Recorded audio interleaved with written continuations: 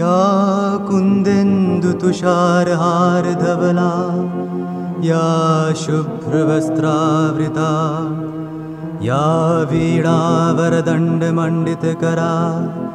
या श्वेतपद्मासना या ब्रह्माच्युतशङ्करप्रभृतिवीरदेवैः सदा वन्दिता सा मां पातु मीरा भगवती निःशेषजाड्यापहा। ॐ सर्वगणे सर्ववरदे सर्वदुष्टभयङ्करी सर्वदुःखहरे देवी महामीरा नमोऽस्तुते। सिद्धिबुद्धिप्रदे देवी भुक्तिमुक्तिप्रदायिनी मन्त्रमूर्ते सदा देवी महामीरा नमोऽस्तुते। आद्यन्तरहिते देवी आद्यशक्ते महेश्वरी योगदे योगसम्भुते महामीरा नमोऽस्तुते महामीरा नमोऽस्तुते।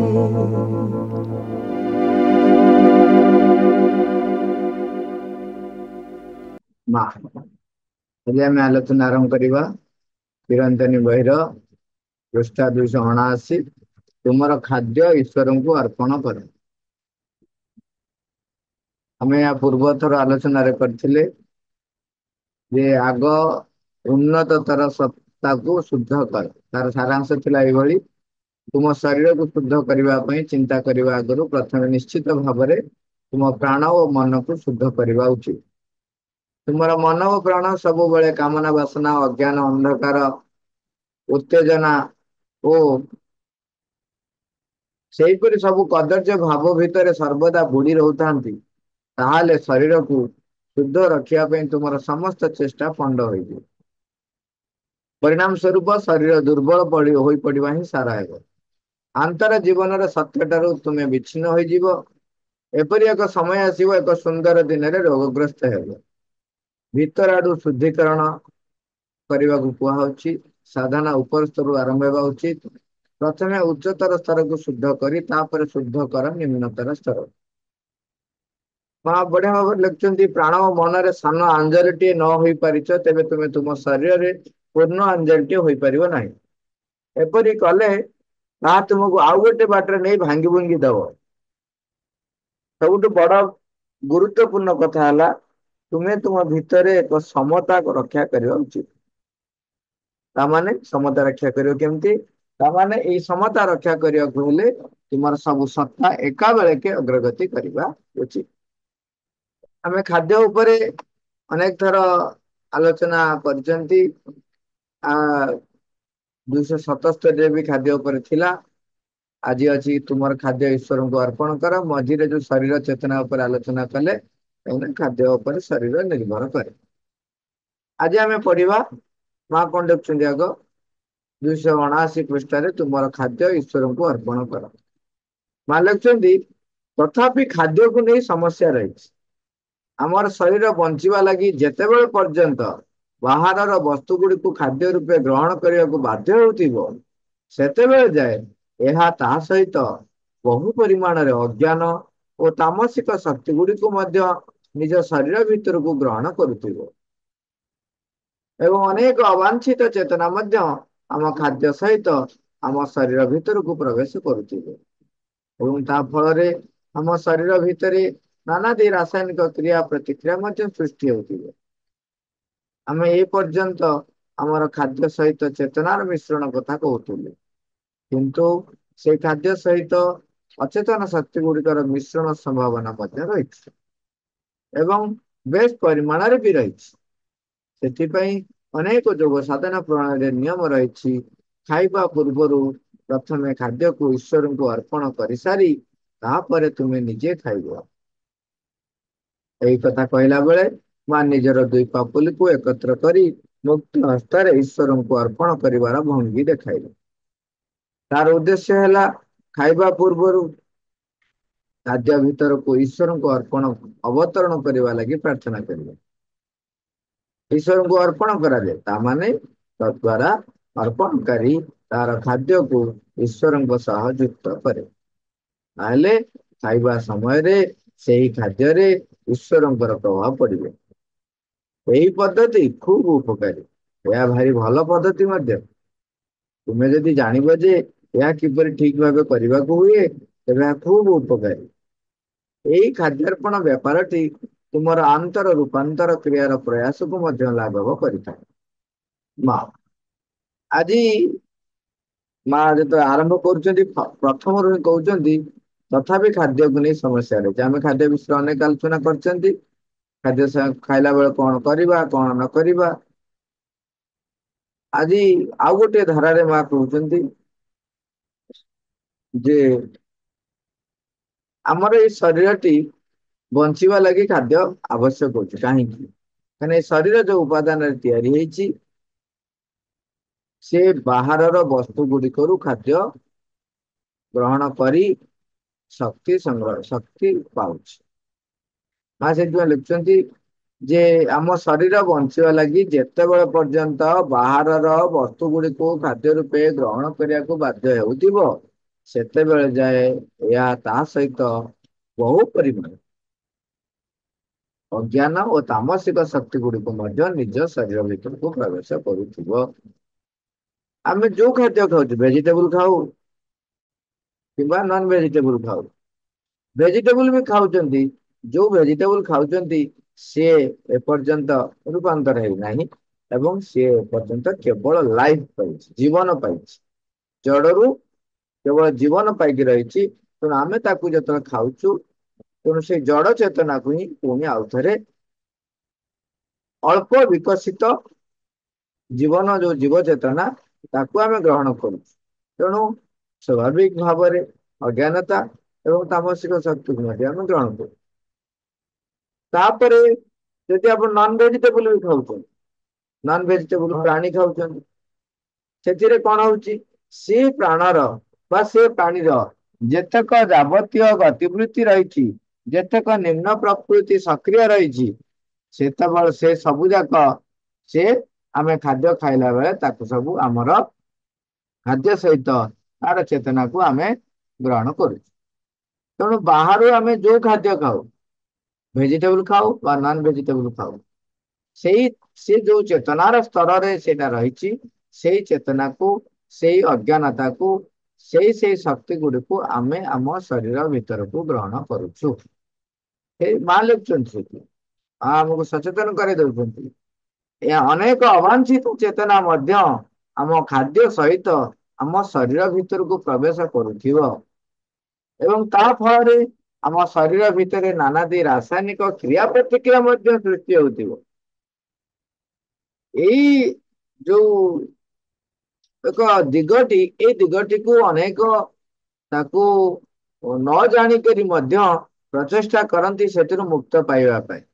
ସେ ବିଷୟରେ ଆମେ ଆଗକୁ ଆଲୋଚନା ରହିଛି। କିନ୍ତୁ ଆମେ ବୈଜ୍ଞାନିକ ଦୃଷ୍ଟିକୋଣରୁ ବି ଏବେ ସେମାନେ ଧୀରେ ଧୀରେ ଦେଖୁଛନ୍ତି। ଯେମିତି କିି ଆଗରୁ କହୁଥିଲେ ଯେ ଗଛ ପ୍ରତିକ୍ରିୟା ପ୍ରକାଶ କରେନି, ଜଗଦୀଶ ଚନ୍ଦ୍ର ବୋଷ ପ୍ରମାଣ କରିବା ପାଇଁ ଚେଷ୍ଟା କଲେ ଯେ ଆମର ପ୍ରତିକ୍ରିୟା ଫଳରେ ଗଛ ବି ପ୍ରତିକ୍ରିୟା କରେ। ସେତେବେଳେ ତାହା ବି ଥିଲା କଣ ଗୋଟେ ସବୁଠାରୁ ନୂଆ କଥା ବୋଲି। ଆମେ ଯେତେବେଳେ ଗଛକୁ ହାଣିବାକୁ ଯାଉଛୁ ଗଛ ଯେ ପ୍ରତିକ୍ରିୟା ପ୍ରକାଶ କରେ ସେ କଥା ବି କେହି ଭାବି ପାରୁନଥିଲେ। ଏବଂ ଗଛକୁ ଭଲ କଥା କହିଲେ ଗଛ ଭଲ ଫଳ ଦବ। ଗଛକୁ ଆପଣ ଗାଳି ଦେଲେ ଗଛର ବିକୃତ ସୃଷ୍ଟି ହୁଏ, ତାର ଅଙ୍ଗ ଭଙ୍ଗୀ ବା ତା ଡାଳ ତା ପତ୍ର ତା ଫଳ ସବୁ ବିକୃତ ହୁଏ। ଏସବୁ ଏବେ ମାନେ କେତେ ବର୍ଷ ବର୍ଷ ଧରି ମନୁଷ୍ୟ ସୃଷ୍ଟି ହେବା ପରେ ଏବେ କିଛି କିଛି ସେମାନେ ତାର ସନ୍ଧାନ ପାଉଛନ୍ତି। ନହେଲେ ଆ ପୂର୍ବରୁ ତ ସିଧାସଳଖ ବିଜ୍ଞାନ ପୁରା ମାନେ ଡିସକାର୍ଡ କରିଦେଇଥିଲା ଭଗବାନଙ୍କୁ, ଡିସକାର୍ଡ କରିଦେଇଥିଲା ଭଗବାନଙ୍କୁ ଅର୍ପଣ କରି କିଛି କାମ କରିବାକୁ। ଏବେ ଦେଖୁଛନ୍ତି ଯଦି ଆମେ ଭଲ କଥା କହୁଛୁ ତେବେ ଗଛ ଭଲ ଗ୍ରୋଥ ହଉଛି ଏବଂ ଫଳ ବି ଭଲ ଫଳ ଦଉଛି। ତେଣୁ ସେଇଭଳି ଭାବରେ ଆମେ ଯେତେବେଳେ ଯୋଉ ଖାଦ୍ୟ ଗ୍ରହଣ କରୁଛୁ ସିଏ ତା ଫଳରେ ସେ ଖାଦ୍ୟର केवल खाद्य भितर थिबा विटामिन प्रोटीन बा श्वेतसार बा स्नेह सार ताकू नहीं करी ही बा तार केमिकल स्ट्रक्चर नहीं करी ही केवल हमर एंजाइम सिक्रेशन होची ता नुहे खाद्य जो चेतना धरिकी आसुची ता अनुसार मध्य आम शरीर रे भिन्न भिन्न प्रभाव पड़ुची यदि आमे देखिबा वर्णना करा जायछि एवं परीक्षण करा जायछि आध्यात्मिक स्तर रे मध्य देखा जायछि खाद्य माने उद्भिद बा चाष करबा समय रु आरंभ करी गछ लगाइबा समय रु आरंभ करी को चेतना रे रही जने कृषक खाद्य प्रस्तुत प्रस्तुत नहीं तो आमर गछ लगौछि बा चाष करुछि को चेतना रे रही से चाष करुछि एवं जे पानी दउछि से को चेतना रही कि पानी दउछि जे काटुछि से को चेतना रही काटुछि जे बिकुछि से को चेतना रही बिकुछि जे रोषेई करुछि से को चेतना रही रोषेई करुछि जे बाढ़ुछि जे सर्व करुछि से को चेतना रहुछि ये सबु जाक चेतना आमे जेतेबेले खाद्य ग्रहण करुछु आमे को चेतना रही खाद्य ग्रहण करुछु ताकू सबु मिसी करी हम शरीर भीतर को जाउछि एवं आम शरीर भितर ये सबु भिन्न भिन्न प्रकार रासायनिक प्रतिक्रिया सृष्टि करती अनेक पूर्वर आमे जो एग्जांपल कथा होइतिले जे डाली रे जो डालमा रे लुण पड़ नथिला समस्ते आराम रे खाई खाई गले कौन जड़े भी व्यक्ति ना पिला ना लोक लुण मागी नाहंती किंबा लुण पकई खाई नाहंती टोटाली लुण पड़ी नथिला तेणु जो चेतना रही खाद्य प्रस्तुत कराई जो चेतना रही बढ़ाई ताहा प्रभाव पकाए ता पूर्वर जे बिकुची तार भी प्रभाव रही तेणु ये सबु जाक चेतनार प्रभाव आम भीतर रही से श्रीरंग कहते जे तुम्हें माँ बारंबार कहते जे तुम्हें से चेतनार परिवर्तन निहाती आवश्यक कहार समस्त यदि जड़े जिते बड़े चाष करुच्ची सी यही सकाशे चाष कर जहा हो यही खाद्य जो बाहर जो शस्य अमल हम ताहा यही मनीष मान पुष्ट कर कौन पाई से माने जेपरी भगवत उद्देश्य निज जीवन को निर्वाह करेंगे पानी देला बेले एपटे शोधिकी सेपटे गाड़ी देकरी ठकिकी यदि करुच्ची से खाद्य जो आम भर आम भर से ठकवा प्रवृत्ति रही तेणु ये सब जिन निर्भर कर खाद्य जिते जड़े प्रस्तुत करुच्ची सी जदि चिड़चिड़ी चिड़चिड़ी चिड़चिड़ी हो करुच्ची गाड़ी मंद हो करुच्ची तेबे तार प्रभाव से खाद्य संपूर्ण भाव रहे एवं मन करा जाऊ जड़े खाद्य तैयारी करुच्ची किंतु विथ लव तैयारी कर तेबे से खाद्य अस्वादकर होते बाढ़ला व्यक्ति भी जदि विथ लव जदि बाढ़ी थाए जो व्यक्ति ताको खाद्य ग्रहण करे ता भितर प्रतिक्रिया माने तीव्र न होई ताहा शांत हो जाए एवं से सही समय रे भावे हाँ एमती हुए रोषेई कथा निया चुली कथा किंतु समस्त जानी निया चुली कथा केत ठीक हुए केत भूल हुए किंतु जो चेतना रे खाद्य प्रस्तुत होता है लोकों भीतर से प्रतिक्रिया आनी रखी था परीक्षा करी समस्ते देखते समस्ते देखते से कहुए माँ हाथ रंधा कहीं स्वाद लगे माँ जिते रोषे करुए से ता मन रे थाए जो मु खाद्य खाऊची मो छुआ आसी केते पाठ पढ़ा केते पाठ पढ़ी केते काम करुच्ची इत्यादि इत्यादि माने भितर जमती रही खाद्य खाइले मो पिलाटी पुष्ट हम मो स्वामी बा मोर परिवार वर्ग से माने केते परिश्रम कर पुष्ट हे समस्ते कार्य करने शक्ति पाइबे स्नेह रे अति स्नेह रे पुणी क्या कौन दरकार किए सोरिष बाटन टे बेसी भल पाए किए सोरिष बाटन भाई पाए किए से लंका खाए किए से लंका खाएनि ये सब जिनस मन भीतर रखी ग्रेट लव जो से खाद्य करुच्ची से कहुए माँ रो हाथ रंधा ସ୍ୱର୍ଗ ମାନେ ଯେମିତି ଅମୃତ ସମାନ ଭଳିଆ ଲାଗେ। ତାର କାରଣ ହଉଛି ଏ ଯେ ମା ହାତରେ କିଛି ନୂଆ କଥା ନଥାଏ ବା। ତମ ମା ରାନ୍ଧିକି ଦେଲେ ତମକୁ ଅମୃତ ଲାଗିବ, ମୋ ମା ହାତ ରାନ୍ଧି ଦେଲେ ମତେ ଅମୃତ ଲାଗିବ। ଦି ମା ଅମୃତ ଆସିକି ରୋଷେଇ କରି ଦେଇକି ତୃତୀୟ ବ୍ୟକ୍ତି କି ଦିଅନ୍ତୁ, ଆମକୁ ନ ଦେବେ, ଯଦି ସେମାନେ ଗୋଟେ କମ୍ପିଟିସନ ଠିଆ ହେଇଥିବେ, ସେଇ ଖାଦ୍ୟ ଖାଇକି ଅମୃତ ହେବନି, ସେଇ ଖାଦ୍ୟ ଖାଇକିରି ବାଛିବେ ଏଇଟାରେ ଏଇଆ ହେଇଛି ସେଟାରେ ସେଇଆ ହେଇଛି। ତମ ମା ହୁଏତ ମତେ ଦେଲେ,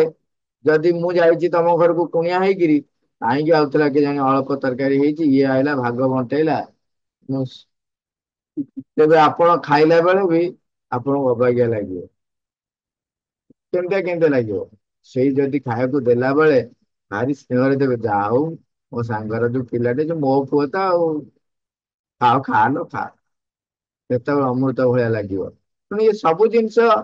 ଆପଣ ଭାବୁଥିବେ କେବଳ ସାଇକୋଲୋଜିକାଲି, ଏଇଟା ସାଇକୋଲୋଜିକାଲି ନୁହଁ, ଶରୀରର ଚେତନାର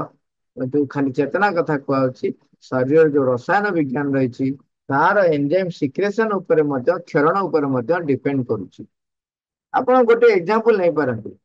ଆମେ କୋଉ ମନୋଭାବରେ ଖାଉଛେ ସେଇ ଅନୁସାରେ ଆପଣ ଦେଖନ୍ତୁ ଆପଣଙ୍କର ହଜମ ହବ କି ନହବ ତା ଉପରେ ନିର୍ଭର କରୁଛି। ଆପଣ ଯଦି ପୁରା ହତାଶ ବା ବିଷାଦ, ଦେଖନ୍ତୁ ଗୋଟେ ଘଟଣା ଘଟି ଯାଇଛି, ଡିପ୍ରେସ ହେଇଯାଇଛନ୍ତି, ଆପଣ ସେତେବେଳେ ଖାଦ୍ୟ ଖାଉଛନ୍ତି, ଆପଣ ଦେଖିବେ ସେ ଖାଦ୍ୟ ଏତେ ଭଲ ହଜମ ହୁଏ। କିମ୍ବା ରାଗିକି ପାଚିକିରି ବିରକ୍ତ ହେଇକିରି ଆପଣ ଖାଦ୍ୟ ଖାଉଥିବେ, କେତେ ଖାଇଲେ ତ ଜାଣିପାରିବେନି, ଖାଇସାରିଲା ପରେ ବି ଆପଣ ଅଜିର୍ଣ୍ଣ ଅଜିର୍ଣ୍ଣ ଲାଗିବ, ପେଟ କଟ କଟ ହବ, ଏସବୁ ଜିନିଷ ହବ। ତେଣୁ ଇଏ ଛୋଟ କଥା, ନିଜେ ଖାଇଲା ବେଳେ କୋଉ ମନୋଭାବରେ ଖାଉଛନ୍ତି ତାକୁ ପରୀକ୍ଷା କରି ଦେଖନ୍ତୁ, ତାହେଲେ ସବୁ ନେବେ ଦେଖନ୍ତୁ, ଯିଏ ଖାଦ୍ୟ ବାଢିବା, ଖାଦ୍ୟ ତିଆରି କରିବା, ସବୁ ଜିନିଷ ରହିଛି। ଖାଇଲା ବେଳେ ରକ୍ ମ୍ୟୁଜିକ ବାଜୁଥିବ, ଢିଙ୍କି ଚିକା ଢିଙ୍କି ଚିକା ଢଙ୍ଗ ଢଙ୍ଗ ଢଙ୍ଗ ଢଙ୍ଗ ବାଜୁଥିବ, ଏ ରଙ୍ଗବତୀ ବାଜୁଥିବ, ଆଉ ଗୋଟେ ସୁଦିଂ ମ୍ୟୁଜିକ ଟେ ବାଜୁଥିବ, କିମ୍ବା ଭଜନ ବାଜୁଥିବ। ଭଜନ ବାଜିଲେ ଆପଣ ଆଉ ସେ ସମୟରେ କଥାବାର୍ତ୍ତା କରିବାକୁ ଇଚ୍ଛା ହବନି, ପ୍ରାର୍ଥନା ଆଉ ଯଦି ଢିଙ୍କି ଚିକା ବାଜୁଥିବ, ସେଠୁ ଆ ତା ନାଁରେ ଟିକେ ଗପ ହଉଥିବ, ତାକୁ ଶୋଧୁଥିବ, ନିଜେ ନାଚୁଥିବ, ଗୋଡ ହାତ ଡେଉଁଥିବ, ଖାଉଥିବ। ଆପଣ ଏତେ ଗୋଡ ହାତ ଡେଇଁଲା, ଜଷ୍ଟ ମାନେ ଆପଣ ବିଜ୍ଞାନ ଆଡକୁ ଯାଆନ୍ତୁ, ଆପଣ ଯୋଉ ପ୍ରକାରର କଥାବାର୍ତ୍ତା ହେଇକିରି ଖାଉଛନ୍ତି, ଝଗଡା ଝାଟି ହେଇକି ଖାଉଛନ୍ତି, ବା ମ୍ୟୁଜିକ ବାଜୁଛି, ଢିଙ୍କି ଚିକା ମ୍ୟୁଜିକ ବାଜୁଛି, ଆପଣ ଯୋଉ ଗୋଡ ହାତ ହଲେଇଲେ ଆପଣଙ୍କର ଅଲଗା ଏନଜାଇମ ସିକ୍ରେସନ ହବନି? ହବ। ସେ ସମୟରେ ଖାଦ୍ୟ ଖାଇଲେ ତା ସହିତ ସେ ଅଲଗା ଏନଜାଇମ ସିକ୍ରେସନ ହଉଛି, ଖାଦ୍ୟ ବେଳେ ବି ସେଇ ଅନୁସାରେ କାରଣ ସେଇ ଅନୁସାରେ ଆପଣଙ୍କର ପାଚନ କ୍ରିୟା ଉପରେ ପ୍ରଭାବ ପକାଉ, ପାଚନ କ୍ରିୟା ଉପରେ ପ୍ରଭାବ ପକେଇବା ସହିତ ଆପଣଙ୍କର ଚେତନା ଉପରେ, ଆପଣଙ୍କ ସ୍ମୃତି ଶକ୍ତି ଉପରେ, ଆପଣଙ୍କ ମନୋଭାବ ଉପରେ, ସବୁ ଉପରେ ପ୍ରଭାବ ପକାଏ। ମା ଏଠି ସବୁବେଳେ ଆମକୁ ସଚେତନ କରିଦେବି। ମା କହୁଛି ଆ ପୂର୍ବରୁ ଆମେ ଚେତନାର ମିଶ୍ରଣ କଥା କହୁଥିଲୁ, ବର୍ତ୍ତମାନ ପୁଣି ଆସିଲା କଣ ନା ସେଇ ଖାଦ୍ୟ ସହିତ ଅଚେତନ ଶକ୍ତି ଗୁଡିକର ମିଶ୍ରଣ ସମ୍ଭାବନା ମଧ୍ୟ ରହିଛି। କେମିତି? ବେଶ ପରିମାଣରେ ରହିଛି। ଆପଣ ଶୁଣିଥିବେ, ମୁଁ ଜାଣିନି କାହା ଜୀବନରେ ଘଟିଛି ନା ଘଟିଛି, କହନ୍ତି କୁଆଡେ ଆପଣ ଯଦି କଞ୍ଚା ମାଂସ ନେଇକିରି ବାଟରେ ଯାଉଥିବେ, ଅନ୍ଧାରିଆ ବାଟରେ ଯିବେ, ତାହେଲେ ସେ କୁଆଡେ ଡାହାଣୀ ଭିତ ଭୂତ ପ୍ରେତ ସବୁ ସେ ତା ସହିତ ଆସନ୍ତି କହନ୍ତି। କାହା ଜୀବନରେ ଘଟିଥିବ? ଘଟିଛି ଘଟିନି? ହଁ ଘଟିଛି। କାହିଁକି ନା ଆପଣଙ୍କ ଯୋଉ କଞ୍ଚା ମାଂସ, ତା ଭିତରେ ଯୋଉ ରକ୍ତ ବାହାରୁଛି ବା ଫ୍ରେଶ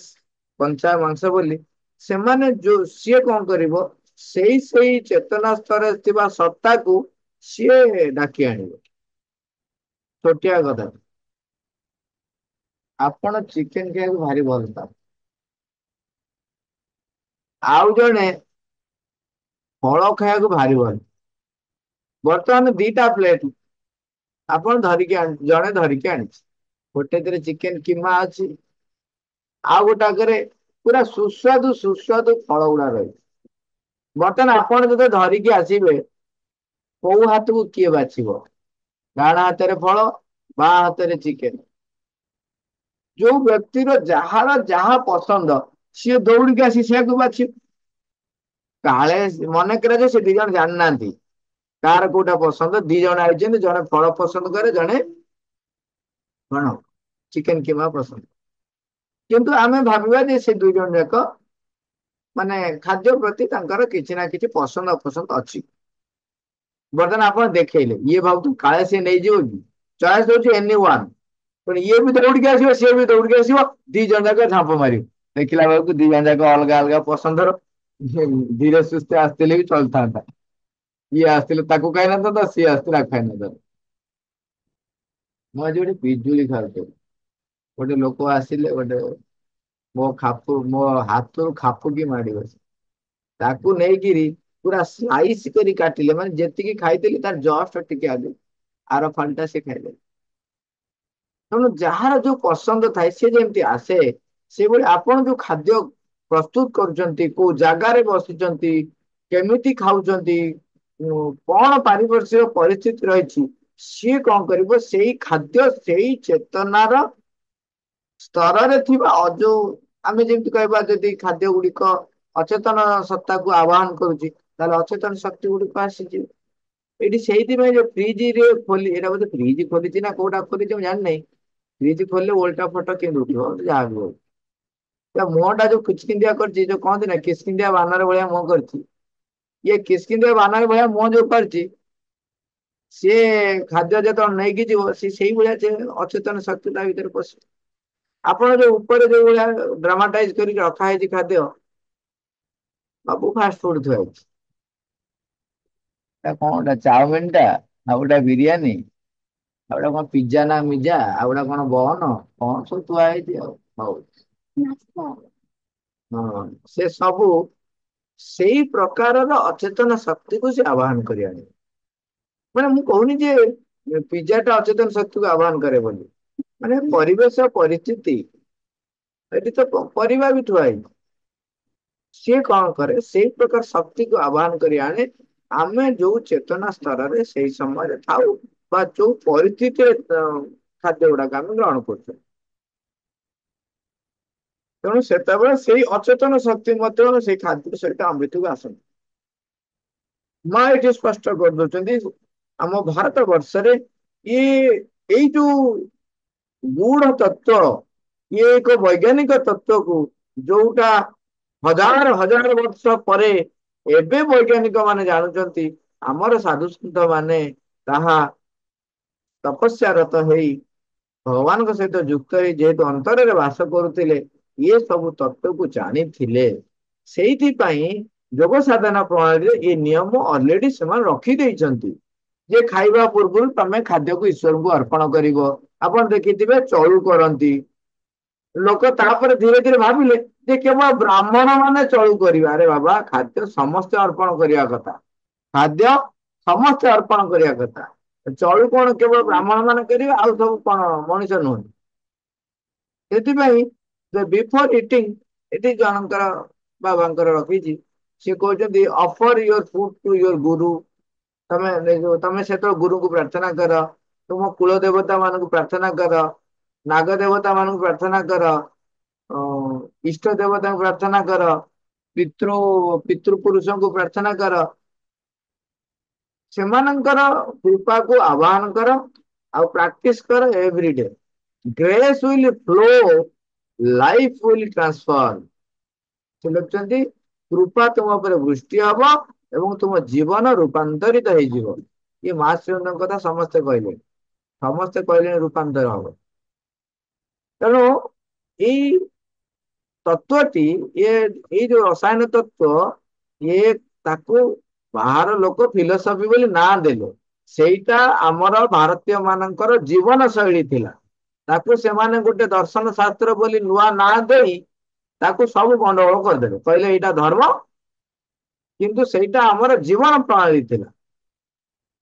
तेणु खाइबा पूर्व प्रथम खाद्य ईश्वर को अर्पण कर सारी तापर तुम निजे खाइब माँ भी कहती केमती खाइब दी हाथ में पापुली को एकत्र कर मुक्त हस्त ईश्वर को अर्पण कर भंगी देखा एठी तले जड़े साधु सी टोटाल खाद्य को पानीय फानी सब नहीं भगवान पाखे राधाकृष्ण पाखे अर्पण कर आम ये ଦେଖିଛୁ ମାମୁଁ ଚାହା ବି ପିଇଲା ବେଳେ ସିଏ ନେଇକି କୃଷ୍ଣଙ୍କୁ ଚାହା ଦେବେ ତାପରେ ପିଏ ତାଙ୍କ ଘରକୁ ଗଲା ବେଳେ ମାମୁଁଙ୍କର ତ ବିଶାଳ ବ୍ୟକ୍ତିତ୍ବ ସିଏ କହିବେ ରୁହ ରୁହ ତମେ ବସ ବାବୁ ତମେ ଚାହା ପିଇବ ନା କଫି ପିଇବ ତମେ କରିକି ଆଣିଦେବି ସିଏ କଫି ମୋର ଗୋଟେ ଥର ମନେ ଅଛି 3 ଥର ବଡ ବଡ କପରେ 3 କପ ପିଇବାକୁ ପଡିଲା ଗୋଟେ ଥର ଆଣିଦେଲେ କହିଲେ ବାବୁ ଏଇଟା ଦେଖିଲ ଆଗ କିନ୍ତୁ ନେଇକି ଆସିଥିଲା ବେଳେ ମୋର ମଜା କଥା ହଉଛି ନେଇକି ଆସିଲେ ଆଗ ନେଇକି ଗଲେ କୃଷ୍ଣଙ୍କ ପାଖକୁ ମାଙ୍କର ମାଙ୍କ ସେଠି ମାଙ୍କର ପାଦ ଫଟୋ ଅଛି ମା ଅଛନ୍ତି କୃଷ୍ଣ ଅଛନ୍ତି ତାଙ୍କ ପାଖରେ ନେଇକି ଅର୍ପଣ କଲେ ଆଗ ତାପରେ ଆଣିକିରି ମତେ ଦେଲେ ତାକୁ ପିଇଲି ମାମୁଁ ବହୁତ ପରିଶ୍ରମ କରି କରିଥିବ କିନ୍ତୁ ଚିନି ଗୁଡ ତମେ କଣ ଖାଇବ କାହାର କଣ ସ୍ଵାଦ ସେ ଜଣା ନାହିଁ ତ ମାମୁଁ ଯୋଉ ଏକ୍ସପେରିମେଣ୍ଟ କରିଥିଲେ କହିଲେ କେମିତି ଲାଗିବ ମୁଁ ଗୋଟେ ମନ୍ତବ୍ୟ ଦେଲି ଆଉ ରୁହ ରୁହ ବାବୁ ତାହେଲେ ଆଉ ଗୋଟେ ପ୍ରକାର କରିଥାନ୍ତି ପୁଣି ଗଲେ ଆଉ ବଡ କପରେ ପୁଣି ଆଉ କପ୍ ମାନେ ତାଙ୍କ ହିସାବରେ ସେଇଟା ଛୁଆ କପ୍ ଛୁଆ କପରେ 3 କପ ପିଇବାକୁ ପଡିଲା କିନ୍ତୁ ସେ 3 କପ ଯାକ ସିଏ ଆଣୁଥାନ୍ତି ଯେତେବେଳେ କରିସାରିକିରି ଅର୍ପଣ କରୁଥାନ୍ତି ତାଙ୍କ ପ୍ରଭୁଙ୍କ ମାଙ୍କ ପାଖରେ ତାପରେ ଆଣିକି ଆମକୁ ଦଉଥାନ୍ତି ତେଣୁ ଗୋଟି ଗୋଟେ ଜିନିଷ ଛୋଟ ଛୋଟ ଜିନିଷ ଯାହାବି ଆମେ ଖାଦ୍ୟ ଯେତେବେଳେ କରୁଛୁ ତାକୁ ତାଙ୍କ ଉଦ୍ଦେଶ୍ୟରେ ତାକୁ ଅର୍ପଣ କରି ଖାଇବା ପ୍ରାର୍ଥନା କରି ଆମେ କରିବା କଣ ହୁଏ ତାହେଲେ ନା ସେ ଖାଦ୍ୟ ଭିତରକୁ ସ୍ଵୟଂ ଈଶ୍ୱର ନିଜେ ଅବତରଣ କରିବେ ଆମେ ସେଇ ପ୍ରାର୍ଥନା କରିବା ଯେତେବେଳେ ସ୍ଵୟଂ ଈଶ୍ୱର ଅବତରଣ କରିବେ ମା ଯେତେବେଳେ ଅବତରଣ କରିବେ ସେ ତାଙ୍କ ଚେତନାର ସେ ଯୋଉ ବିଶାଳ ଚେତନା ବିଶାଳ ଶକ୍ତି ଧାରଣ କରି ସେ ରହିଛନ୍ତି ସବୁ ଯାକ ସେ ଖାଦ୍ୟ ଭିତରେ ଆସି ପ୍ରବେଶ କରିବ ଯଦି କୌଣସି ଅଚେତନ ଶକ୍ତି ବି ଥାଏ କାହିଁକିନା ଖାଦ୍ୟ ତା କିଏ ସେ ତିଆରି କରିଛି କିଏ ସେ ଚାଷ କରିଛି ଆରମ୍ଭ କରିକି ଅମଳ ଫମଳ ବିକ୍ରି କରି ଆମେ ତ ଜାଣିନୁ ତମେ ମାଙ୍କୁ ଆହ୍ୱାନ କରିଦେଲେ ମାଙ୍କ ଶକ୍ତି ଯେତେବେଳେ ଆସିବ ତା ଦେହରେ କଣ ହବ ସେଇଥିପାଇଁ ମା ଲେଖୁଛନ୍ତି ତଦ୍ଵାରା ଅର୍ପଣକାରୀ ତାର ଖାଦ୍ୟକୁ ଈଶ୍ୱରଙ୍କ ସହିତ ଯୁକ୍ତ କରେ ଆଉ ଈଶ୍ୱରଙ୍କର ତାପରେ ପ୍ରଭାବ ପଡିବ ଈଶ୍ୱରଙ୍କ ପ୍ରଭାବ ପଡିଲେ କଣ ହବ ଆଉ କୋଉ ଶକ୍ତି ସେଠି ରହିବ ଯେମିତି କହନ୍ତି କ୍ଲାସ ରୁମ ଯଦି ଟିଚର ପଶି ଆସିଲେ ଯିଏ ଯେତେ ବଦମାସି କରିଥିବ ସବୁ ଖାଡା ହେଇଯିବ ସାବାଡ ସବୁ ସାବାଡ ହେଇଯିବ ତେଣୁ ବର୍ତ୍ତମାନ ଅ ଯଦି ଈଶ୍ୱର ପଳେଇ ଆସିଲେ କୋଉ ଅଚେତନ ଶକ୍ତି ଆଉ ସେଠି ରହିବ ସେ ଆଇଦର ଜାଗା ଛାଡି ପଳେଇବ ନହେଲେ ରୂପାନ୍ତର ହେଇଯିବ ଧ୍ୱଂସ ପାଇବ ଜାଗା ଛାଡିଯିବ ନହେଲେ ରୂପାନ୍ତର ଏଇ 3ଟି କଥାରୁ କୌଣସି ଗୋଟେ କଥା ଈଶ୍ୱରଙ୍କ ପ୍ରଭାବ ନିଶ୍ଚୟ ପଡିବ ମା ଲେଖୁଛନ୍ତି ଏଇ ପଦ୍ଧତି ଖୁବ ଉପକାରୀ ଭାରି ଭଲ ପଦ୍ଧତି କିନ୍ତୁ ତାପରେ ଯଦି ତମେ ଜାଣିବ ଏହା କିପରି ଠିକ ଭାବରେ କରାହୁଏ ତେବେ ଏହା ଖୁବ ଉପକାରୀ ହବ ଏଇ ଖାଦ୍ୟ ଅର୍ପଣ ବ୍ୟାପାରଟି ତୁମର ଆନ୍ତର ରୂପାନ୍ତର କ୍ରିୟାର ପ୍ରୟାସକୁ ମଧ୍ୟ ଲାଘବ କରିଥାଏ ଆମେ ତ ରୂପାନ୍ତର ପାଇଁ ଶରୀରକୁ ପ୍ରସ୍ତୁତ କରୁଛନ୍ତି ପ୍ରାଣକୁ ପ୍ରସ୍ତୁତ କରୁଛନ୍ତି ମନକୁ ପ୍ରସ୍ତୁତ କରୁଛନ୍ତି ମନ ଜ୍ଞାନ ଦିଗରେ ଉଦ୍ଭୁତ ହଉଛି କିନ୍ତୁ ନିରବ ହବା ଦରକାର ପ୍ରାଣ ସଂଯମ ହବା ଦରକାର ଶରୀର ପ୍ରସ୍ତୁତ ହବା ଦରକାର ନମନୀୟ ହବା ଦରକାର ଏଥିପାଇଁ ଯୋଉ ଆମେ ପ୍ରୟାସ କରୁଛନ୍ତି ଏଇ ଖାଦ୍ୟ ଅର୍ପଣ ବ୍ୟାପାରଟି ହେଲେ ଆମ ଭିତରେ ଖାଦ୍ୟ ସହିତ ମାଙ୍କର ଶକ୍ତି ପ୍ରବେଶ କରିବ ଆ ପୂର୍ବଥର ଆମେ କଥା ହଉଥିଲେ